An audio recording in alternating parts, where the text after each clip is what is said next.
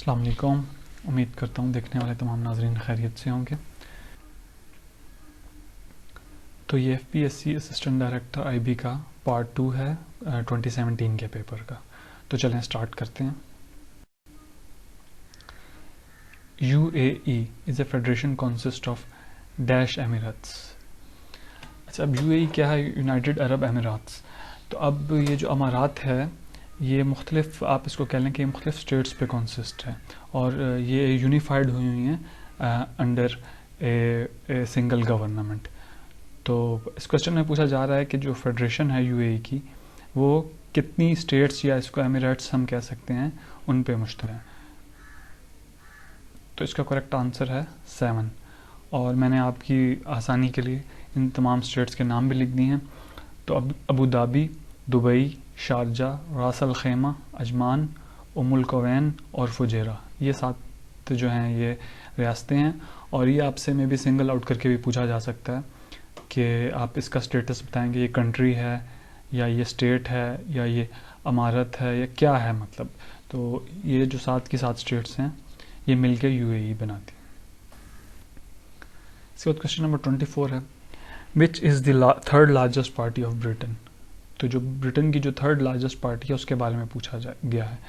तो जो सबसे जो बड़ी 2 पार्टी हैं वो कंजर्वेटिव पार्टी और लेबर पार्टी हैं। तो इसका करेक्ट जो आंसर है वो ऑप्शन सी, लिबरल डेमोक्रेटिक्स। इसके बाद बात करते हैं क्वेश्चन नंबर 25 की, who is elected secretary general of UN। Ban Ki Moon, Boutros Ghali और Kofi Annan, none of these. तो इसका जो करेक्ट ऑप्शन है वो है अंतोनियो गुटरेस, जो पुर्तगाली पॉलिटिशियन हैं और डिप्लोमेट भी रहे हैं, वो इस टाइम पे सेक्रेटरी जनरल हैं। इसके बाद है ज़कात मनी कांट यूज इन। तो एक चीज़ याद रखिएगा कि ज़कात के 6 या आई थिंक 7 मसारिफ हैं, उन मसारिफ के अंदर जो है मसाजिद जो हैं वो शामिल नहीं है। क्वेश्चन नंबर 26 है, who was the first prime minister of India. Lal Bahadur Shastri, Motilal Nehru, Jawaharlal Nehru या नन ऑफ दीज। तो इसका जो जवाब है वो है जवाहरलाल नेहरू। और एक और जो चीज़ है जो थोड़ी मुश्किल है जिसको यूजुअली लोग स्किप कर देते हैं, प्रेसिडेंट ऑफ इंडिया जो हैं वो रामनाथ कोविंद हैं। लेकिन अगर इसका अब चूँकि ये चेंज होने वाले हैं और कोई लेडी जो हैं वो प्रेसिडेंट बनने वाली हैं, ख़बरों में तो यही आ रहा है, लेकिन फिर भी अगर ये आपके रिसेंटली टेस्ट में आ जाता है तो आप इसको रामनाथ कोविंद ही करेंगे, क्योंकि अब 3 या 4 दिन बाद जो हैं वो ADIB के पेपर स्टार्ट हो रहे हैं। इसके बाद बात करते हैं 27 की, हु इज़ तुर्किश प्रेसिडेंट। तो इसका जो करेक्ट ऑप्शन है, काफ़ी आसान सवाल है ये, वो है ऑप्शन सी, तैयब एर्दोगान। इसके बाद है जी, which country joined SAARC long after its formation. तो जब ये सार्क बनी थी तो उस टाइम पे स्टार्टिंग में ये 7 कंट्रीज़ थी। उसके बाद इसके अंदर 8th कंट्री का जो इजाफा हुआ है वो अफ़गानिस्तान की सूरत में हुआ है, और अफ़गानिस्तान बहुत बाद में इसका मेंबर बना।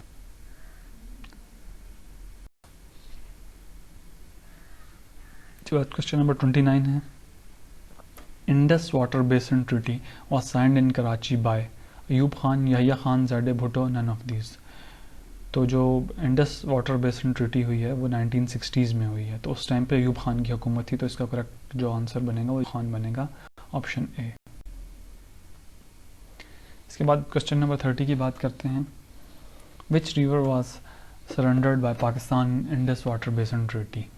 Indus, Chenab, Jhelum, none of these. तो इसका जो करेक्ट ऑप्शन होगा वो नन ऑफ दीज होगा, क्योंकि ये जो तीनों दरिया हैं ये मगरबी दरिया हैं और इनमें से पाकिस्तान ने कोई भी सरेंडर नहीं किया था। अच्छा, इसके बारे में आप थोड़ी सी मज़ीद तफसील भी सुन लें। The treaty gives control over the water of 3 eastern rivers, the Beas, Ravi and Sutlej, with the mean annual flow of 33 million acres feet to India, while control over the water of western rivers, the Indus, Chenab and Jhelum, with a mean annual flow of 80 MAF to Pakistan। इस treaty के तहत जो है 3 जो मशरकी दरिया थे उनका control India को दे दिया गया था और 3 जो मगरबी दरिया थे उनका कंट्रोल पाकिस्तान को दे दिया गया था। इसके बाद क्वेश्चन नंबर 31 है, Quaid-e-Azam Mohammad Ali Jinnah sworn in as the governor general of Pakistan on. तो 14 अगस्त को पाकिस्तान बना था और 15 अगस्त को कायद-ए-आज़म ने हलफ उठा लिया था अपना। तो इसका आंसर 15 अगस्त 1947 है। इसके बाद बात करते हैं the All India Muslim League was founded in 1906 in, तो इसका जो करेक्ट ऑप्शन है वो है option B, Dhaka. Dhaka option B is the correct answer. फिर इसके बाद है जी question number 33, the Punjab police department consist of how many regional offices. तो option B is correct, 10 regional office हैं पंजाब के, पंजाब पुलिस के। Juvenile prisoners are under age of 14, 15, 18, 16, तो इसका जो करेक्ट ऑप्शन है वो है option C 18। Option C 18 is correct option. The temporary or permanent release of prisoners before the expiry of a sentence on account of good behavior is called bail, remission, parole या probation। तो इसका जो correct option है वो है option C payroll. अगर एक जो प्रिजनर है वो अच्छा बिहेवियर शो करता है तो उसको टेम्परेरी या परमानेंट रिलीज़ किया जा सकता है उसकी सज़ा पूरी होने से पहले। Correct option is option C parole. Khuzdar and Kalat districts are in KPK Sindh Balochistan Kashmir, तो खुजदार और कल्लाद जो हैं वो बलूचिस्तान में। Option C Balochistan is correct option. फिर इसके बाद है जी question number 37, Pakistan steel mill Karachi was founded with the cooperation of Russia, Germany, China या जापान। तो इसका जो करेक्ट आंसर है वो है रशिया। फिर इसके बाद 38 है the elite force Punjab was formed in, तो इसका जो करेक्ट ऑप्शन है वो है ऑप्शन ए, 1998 में एलीट फोर्स बनाई गई थी। Then 39, who succeeded Quaid-e-Azam as the governor general of Pakistan. तो इसका मतलब ये है कि जो पाकिस्तान के दूसरे गवर्नर जनरल थे वो कौन थे, या कायद-ए-आज़म के बाद कौन पाकिस्तान का गवर्नर जनरल बना।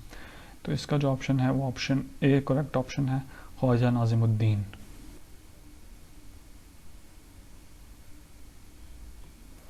इसके बाद है जी question number 40, doctor Abdul Salam won the first Nobel prize for Pakistan in the subject of chemistry, physics, biology या मैथमेटिक्स।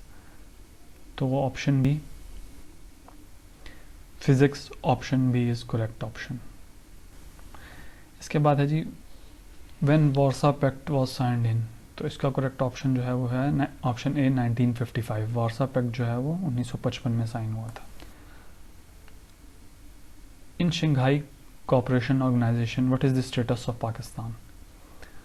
तो जो पाकिस्तान है वो 2017 से इसका फुल मेंबर है और पाकिस्तान 9 जून 2017 को आस्ताना समिट में इसका फुल मेंबर बन गया था। Pakistan along with India, Pakistan और इंडिया जो हैं दोनों इसके अब मेंबर हैं और फुल मेंबर हैं SCO के। देन है जी when the Shanghai cooperation organisation was founded, 1950, 1910, 1966। तो नन ऑफ दीज। 15 जून 2001 को SCO जो है वो फाउंडेड हुई थी शंघाई में, 15 जून 2001 को। इसके बाद है जी the current US president belongs to which party, republic party, democratic party, independent और none of these.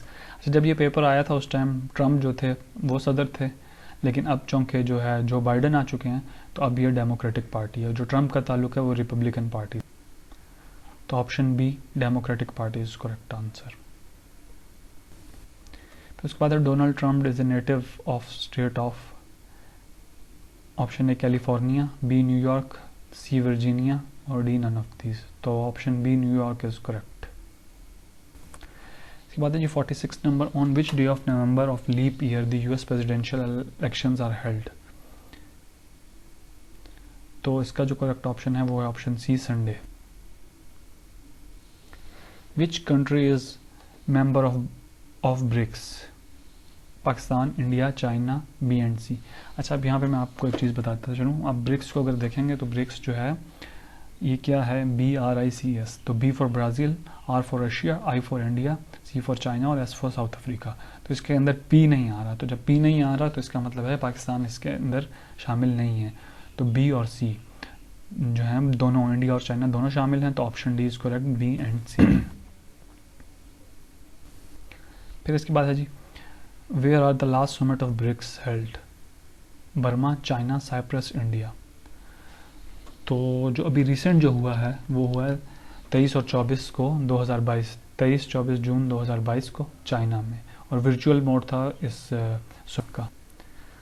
On which day of November of leap year the US presidential elections are conducted, ये दोबारा आ गया, तो इसका संडे जो है वो correct option है।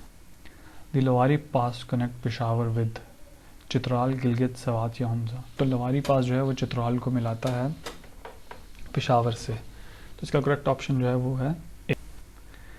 Thank you very much for watching the video, और अगर अभी तक आपने चैनल सब्सक्राइब नहीं किया तो काइंडली चैनल को सब्सक्राइब कर लें। अल्लाह हाफिज़।